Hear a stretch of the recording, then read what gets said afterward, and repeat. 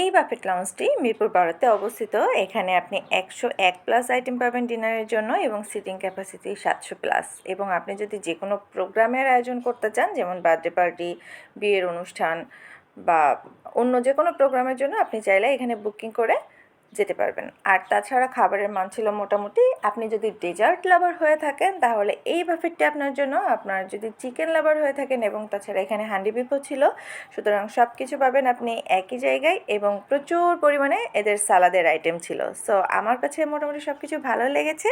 কিন্তু যারা স্পাইসি লাভার তাদের জন্য এটা একটা সেকেন্ড থট দিতে হতে পারে, কারণ খাবারগুলো খুব বেশি স্পাইসি ছিল না। তাছাড়া সব কিছু ঠিকঠাকই ছিল। বেশ কিছুদিন আগে আমরা গিয়েছিলাম, এটা মিরপুর 12 বাস স্ট্যান্ডের পাশেই অবস্থিত। তো খাবারগুলো আসলে আমরা প্রথমে একটু দেখিয়ে নিচ্ছি অনেকগুলো আইটেম। এখন প্রত্যেকটা খাবারের যদি নাম বলতে চাই তাহলে ভিডিওটা অনেক বেশি বড় হয়ে যাবে, এজন্য জাস্ট খাবারগুলো দেখিয়ে নিচ্ছি। তো আপনারা চাইলে এখানে খেতে যেতে পারেন, খাবারগুলো এনজয় করতে পারেন।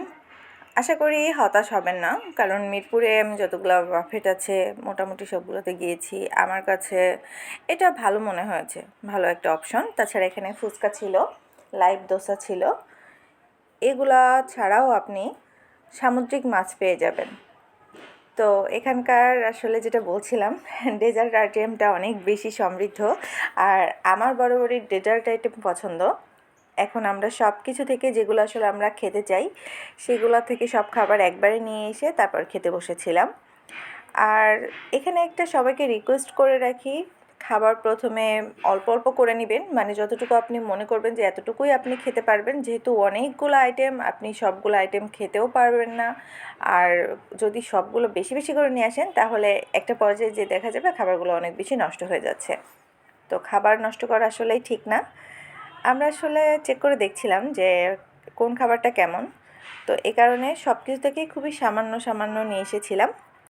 তাছাড়া আপনি চাইলে এখানে পার্টি বা যে কোনো প্রোগ্রামের আয়োজন করতে পারবেন। আমরা যেদিন গিয়েছিলাম ওই দিন মোটামুটি 3টা পার্টি ছিল। একটা হচ্ছে যে বিয়ের প্রোগ্রাম, আর 2টা হচ্ছে বার্থডে পার্টি ছিল। সবগুলো স্টেজ সুন্দরভাবে এখানে সাজানোই আছে।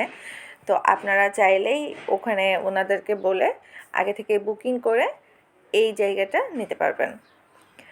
আর তাছাড়া এখানকার যে কেকগুলো ছিল সবগুলা কেক থেকে অনেকগুলো নিয়ে এসেছিলাম। তো আমার কাছে একটা কেক খুব একটা ভালো লাগে নাই, জাস্ট ওনারা খুব সুন্দর করে দেখিয়ে রেখেছে। আর কেকের ফ্লেভারগুলো মোটামুটি কাছাকাছি।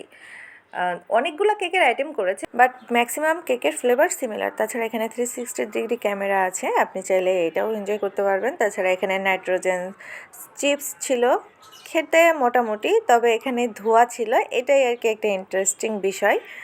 আমরা এগুলো এনজয় করেছিলাম। তো সবশেষে বলতে গেলে আপনার যদি মোটামুটি একটা বাজেট থাকে এবং মোটামুটি আপনি চান যে অনেকগুলো আইটেম একসাথে আপনি এনজয় করবেন, তাহলে এই বাফেটটি আপনার জন্য পছন্দের একটা জায়গা হতে পারে। তাছাড়া এখানে প্রচুর পরিমাণে ভিড় থাকে, সো উইকেন্ড ছাড়া যাওয়ার ট্রাই করবেন।